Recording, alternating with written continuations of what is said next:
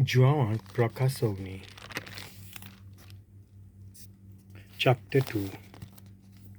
एफेजांतले पवित्र सोबेक संदेश.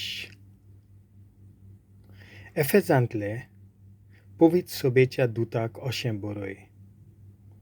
आपल्या हातांत 7 नखेत्रां धरून आसा आनी 7 भांगाराच्या दिवल्यां मदें भोंवता ताचो संदेश हो. तुवें कितें कितें काम केलां तें हांव जाणो. कितलो भार तुवें घेतलाय आनी कितले थिरायेन तूं वावुरलाय ताची म्हाका खबर आसा. खोटे मनीस तुका माननात म्हूण हांव जाणो. आनी कोण धर्मदूत न्हय आसतना आपूण धर्मदूत म्हूण सांगतात तांची परिक्षा तुवें केल्याय आनी ते फटकिरे म्हूण तुका कळोन आयलां. तुका सोंसणीकाय आसा म्हजे पासत तुवें जायतें सोंसलाय आनी कालीच सोडूंक नाय. तरी आसतना तूं पयलीं म्हजो मोग कोत्तालोय तसो आतां करिनाय. होच तुजेर आड म्हजो शीण. तूं कितलो खाला पडलाय तें चिंत. तुजें जिवीत बदल आनी पयलीं कोत्तालोय तशें कर. तुजें जिवीत बदली ना जायची जाल्यार हाची तुजेशी येतलो. हांव तुजेशी येतलों. तुजी दिवली तिचे स्वाते वेली काडटलों. तरी ही एक बरी वस्त तुजी. निकोलायतांच्या पंगडाचीं मनशां कोत्तात ताचो म्हजेच भाशेन तूं दुयेंस धरताय. जें कितें आत्मो पवित्र सोबांक सांगता तें कान आसलोल्यांनी आयकुचें. जैत वतल्यांक देवाच्या वैकुंठांत आसा त्या जिविताच्या रुखाचें फळ हांव खावंक दितलों. स्मिर्नेंतले पवित्र सोबेक संदेश. स्मिर्नेंतले पवित्र सोबेच्या दुताक अशें बरय. जो पयलो आनी निमाणो, जो मेल्लो आनी पुनर्जिवन जाला ताचो संदेश हो. तुजे आटेविटे म्हाका ठावे. तूं गरीब म्हूण हांव जाणो, पूण खरें म्हणल्यार तूं गिरेस्त. जुदेव न्हय आसतना आपूण जुदेव म्हणटात आनी तुजी निंदा कोत्तात तांची म्हाका खबर आसा. खरें म्हणल्यार ते सैतानाचो एक पंगड. तुका सोंसूंक पडटलें ताची भिरांत धरूं नाका. आयक, तुमची परिक्षा करूंक देंवचार तुमचे मदल्या कांय जाणांक भणकणेंत उडयतलो. 10 दीस तुमी आटेविटे काडचे पडटले. मरूंक पडल्यार पर्यान विस्वाशी राव आनी हांव तुका जिविताचो मुकूट दितलों. जें कितें आत्मो पवित्र सोबांक सांगता तें कान आसलोल्यांनी आयकुचें. जैत वतल्यांक दुसऱ्या मरणाची भिरांतूच ना. पेर्गामाचे पवित्र सोबेक संदेश.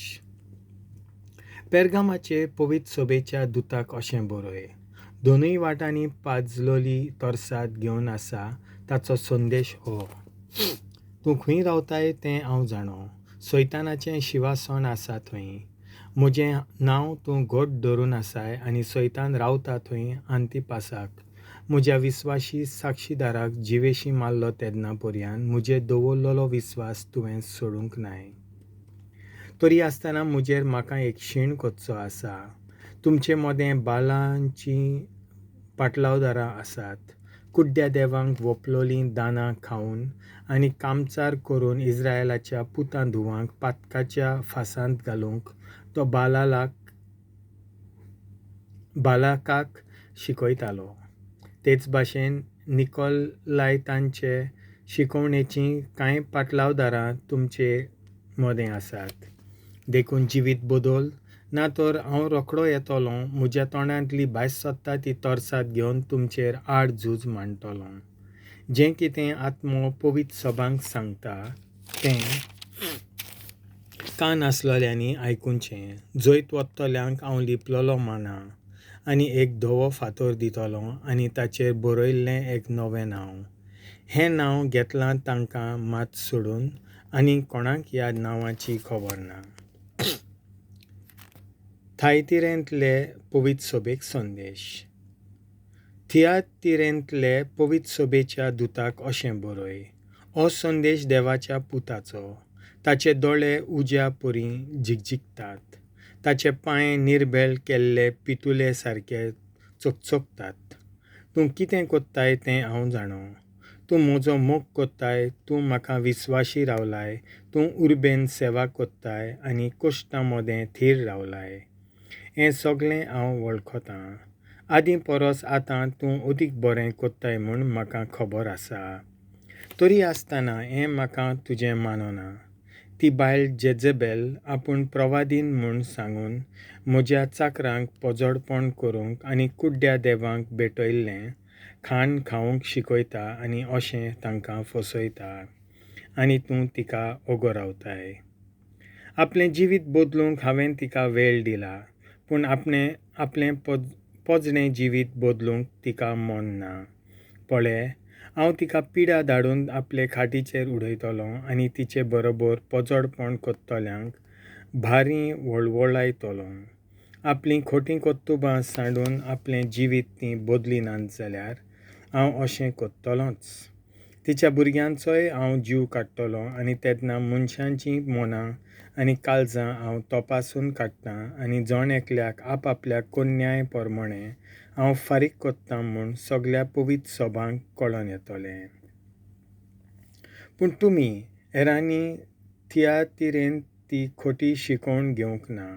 सैतानाचे खोल घूट म्हणटात ते तुमी शिकूंक नात. देखून तुमचेर आनीक कसलेंच वजन हांव घालचो ना, पूण हांव येसर तुमकां आसा तो खरो बावाट मात थीर सांबाळात. जैत वतल्यांक आनी शेवट पर्यान म्हजी चाकरी कोत्तल्यांक म्हज्या बापा कडसून हांवें घेतला. तोच अधिकार ताका राष्ट्रांचेर दितलो आनी मातयेच्या आयदनांचो चुरो कोत्तात तशें तो लोखंडाचे बेटकाटयेन तांचेर राज चलयतलो. आनी हांव ताका फांट्यावेलें नोकेत दितलों. जें कितें आत्मो पवीत सोबांक सांगता तें कान आसलोल्यांनी आयकुचें. देवाचें उतर हें.